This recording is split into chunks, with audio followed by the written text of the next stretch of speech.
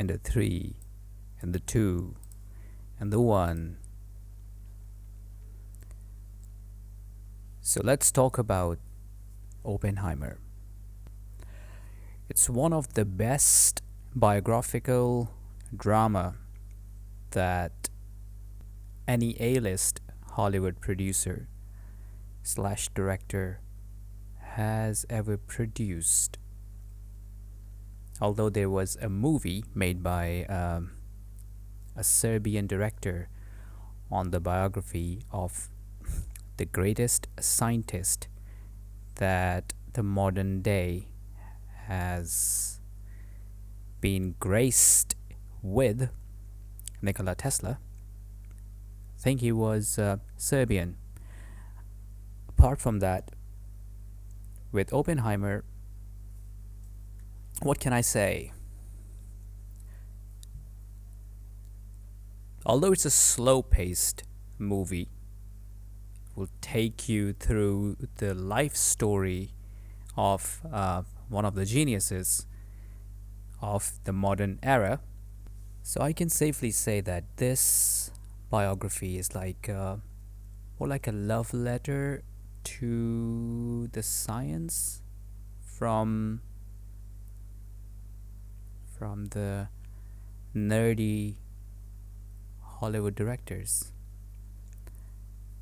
As we know, Christopher Nolan loves to create intensity, mystery, and also the precision to details.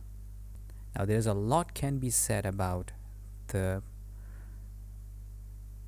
complex details that he has explored in this amazing biopic. Let's start with the production.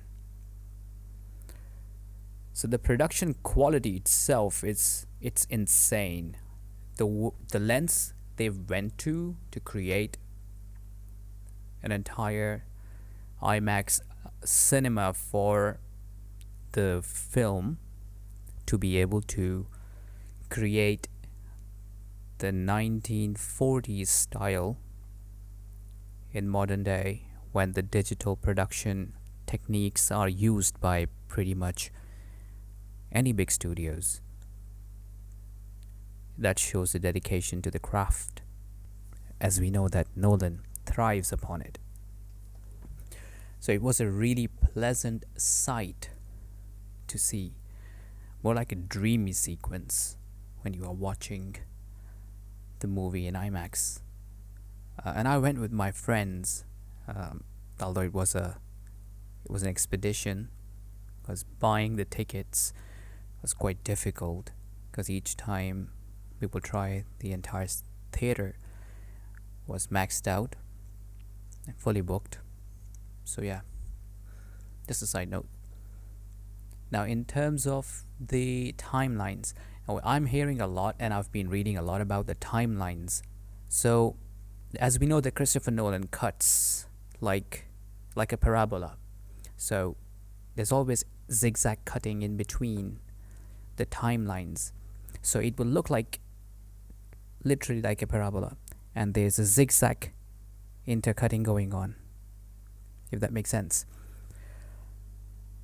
And to me, it seemed like there's another half an hour to 40 minutes missing. And as my friends were also discussing this thing, that there's a lot of detail and a lot of scenes that either removed by the main studio on purpose, or half an hour at least has not been put in by the final decision makers. And you can see that. So yeah, there's a huge chunk in the movie that can be said that it's missing. Now, in terms of the pacing can be slightly better for a larger audience. I mean, I personally loved it, but pacing can be a bit better. That's the honest opinion. And another technical aspect was that because the The dialogues were quite hard and difficult to sometimes listen to because of the noise the camera makes, the IMAX camera. So yeah, you have to compromise on some of the sound quality when you have these powerful, gigantic engines running inside the IMAX camera. And props to the team, production team, the way they've enhanced and used every single bit of skill they have to increase the sound quality and give us the best experience. In terms of ending, the ending has, I would say, some historical inaccuracies if you read a wide array or a plethora of information regarding that event, that sad event, and also the actual biography of scientists involved in it. Now, in terms of cinematography, the things that are appealing is that the way Nolan makes you feel, even though he is trying to portray a different era that majority of the people who are going to watch it and who are watching it hasn't experienced, because we were not present at that time. So the intensity and the entire environment globally is quite difficult to recreate, right?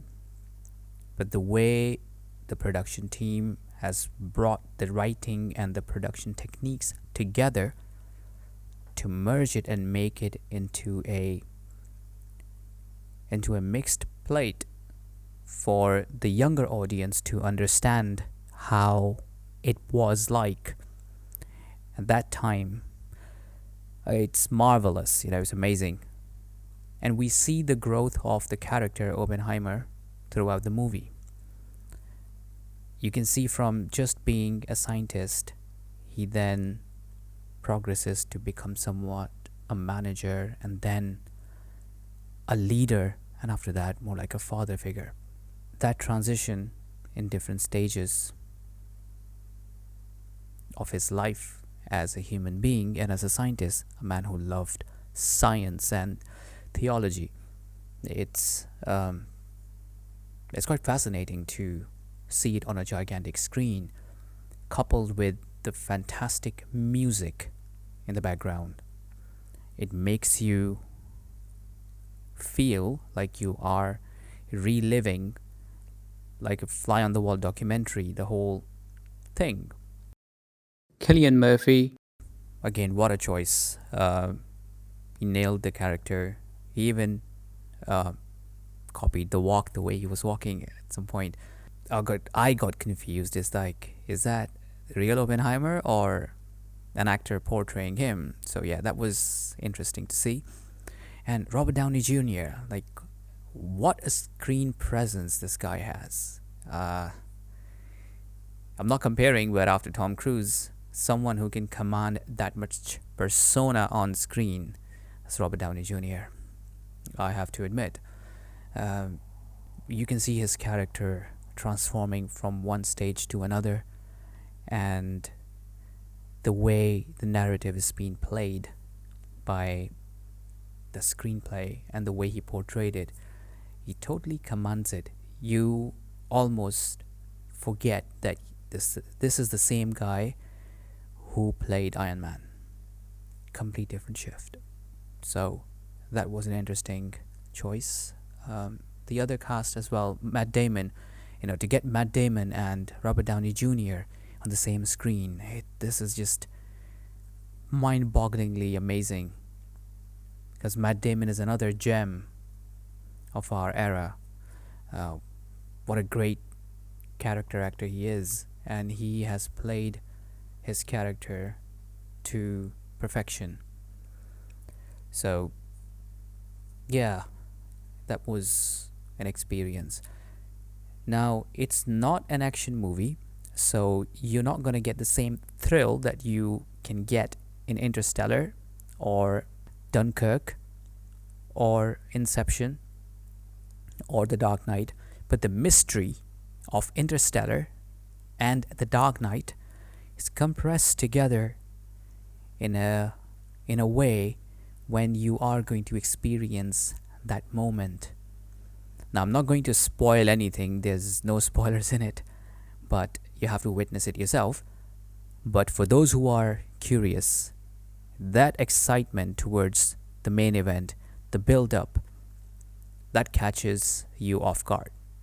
And there's a moment where you are going to go like, wait, what? Now, this is where Nolan beats other directors because of his fine precision and his attention to details. Now, there's a lot of youthfulness in the music, and there's a lot of sadness in the music that is driving the movie, but I would say the visual experience of watching this story is complemented by music, whilst normally the music doesn't match the visual aspects in certain places. It's normally the case with a lot of movies these days. Either the music is kind of 80% gelling with the visual dynamics, but in this movie you have the music complementing anywhere where you are experiencing some form of slow movements of the camera. It's there to fill in the gaps. That's why those 3 hours, almost 3 hours long movie doesn't feel like 3 hours. It doesn't seem like it's been dragged for no reason. And it can go on for like another, like I said, half an hour, 40 minutes, even an hour, and you won't feel it. So yeah, let me know what you think. There are no spoilers in there. And once you watched it, then we'll talk about the spoilers part. So till then, adios.